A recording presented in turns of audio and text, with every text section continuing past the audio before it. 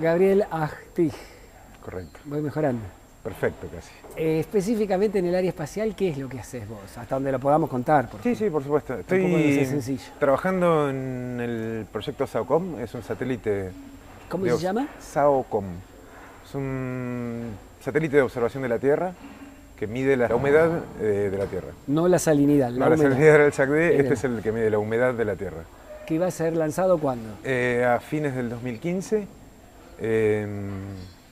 La idea es utilizar este satélite para poder hacer predicciones sobre temas de hidrología, de tormentas, lluvias, inundaciones y todo eso.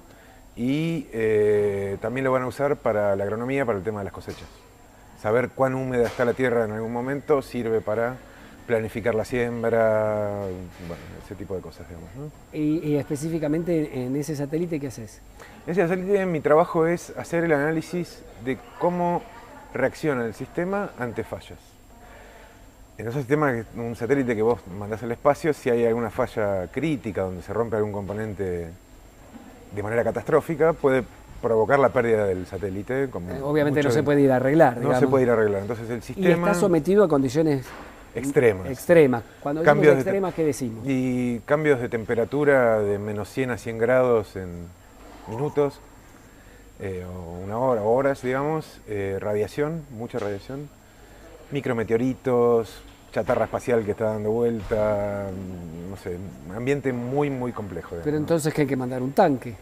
Tiene blindajes, tiene un montón de blindajes térmicos, blindajes estructurales, digamos, para evitar que eso dañe el sistema. Blindaje para radiación, también se le pone a los componentes más sensibles, digamos.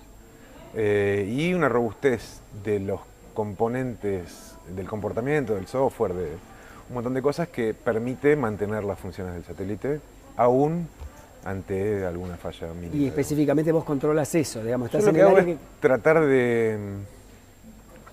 trato de que las respuestas que ocurren a bordo ante algún desvío de los parámetros que uno decide monitorear reaccionen en tiempo y forma y coordinadamente, digamos, ¿no? Que el subsistema, le decimos nosotros, encargado de generar la potencia eléctrica para el satélite, y el subsistema que tienen que orientar el satélite apuntándolo a la Tierra, trabajen coordinados para responder ante una falla, ¿no? Como primer, te cuento lo que estoy haciendo ahora, es hacer una recorrida por cada uno de estos subsistemas y ver cuáles son las fallas que creemos que pueden llegar a pasar, digamos, ¿no?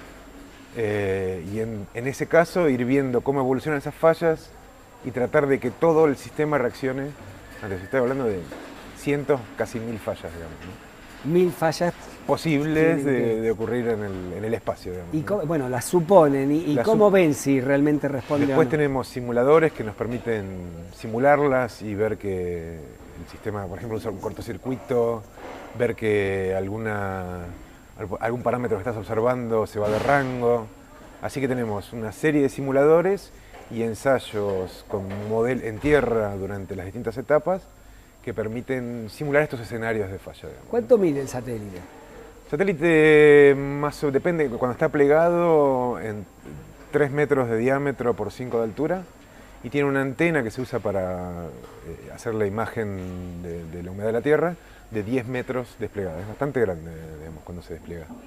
Así que este satélite va a volar en constelación, son 2 satélites SAOCOM, junto a 4 satélites italianos, digamos. ¿Y a qué altura vuela? ¿A qué distancia A de la Tierra? 620 kilómetros de la Tierra, más o menos. Más o menos parecido al SACD. Y también se controla desde Córdoba, de la estación terrena de Córdoba, digamos, ¿no? Ahí se le suben los comandos. ¿Gira pegado a la Tierra o por propulsión? Gira usando la fuerza de gravedad, digamos, y la velocidad tangencial, y hace correcciones de altura, digamos, con propulsión, periódicamente, digamos. Pero se maneja desde Córdoba. Se eso, maneja desde Córdoba, claro. Se planifica, se hace todo un plan de misión, y se van subiendo los telecomandos, más o menos una vez cada hora y media, con un plan de, bueno, ahora hagamos imágenes sobre La Pampa, por ejemplo, Europa. El satélite tiene la posibilidad de reprogramar el plan de vuelo para, en caso de emergencia, por ejemplo, poder hacer algún apuntamiento especial y tomar alguna imagen alguna particular, zona en particular. alguna zona en particular que esté en emergencia. Me decías que va a volar con unos italianos. ¿Por qué? ¿Esto es un acuerdo con Es Italia? un acuerdo o? binacional entre la CONAE y la Agencia Espacial, la CONAE, la Agencia Espacial Argentina, la Agencia Espacial Italiana, digamos, de cooperación, de usar esta constelación para permitir mayor frecuencia y mayor cantidad de datos de las mismas zonas. ¿Quién Digamos. contrata luego a este satélite? ¿Es para el Estado argentino? Este es para las aplicaciones son las imágenes resultantes de estos estudios y son agencias, por ejemplo, probablemente el INTA quiere hacer uso de esto, tiene prioridad también el Estado argentino, y agencias internacionales o entidades... ¿Se puede alquilar a otro país que quiera ver algo? Sí, sí, se pueden distribuir estas imágenes o planificar para distintos casos, agricultura, como te decía, hidrología, monitoreo de humedad de los polos, por ejemplo, para saber si hay calentamiento y derretimiento de las aguas o no. Hay un montón de observaciones que se pueden hacer con esto.